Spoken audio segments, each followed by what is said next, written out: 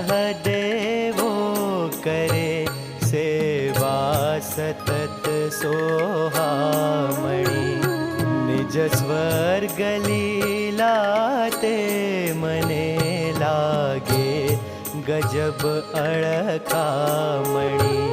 સીમા નથી તુજ પૂર્ણની, નથી ક્યાંય તુજ સરખામણી. અરિહંત અતિશયવંત તુજને ભાવથી કરું વંદના. હરિહંત અતિશયવંત તુજને ભાવથી કરું વંદના.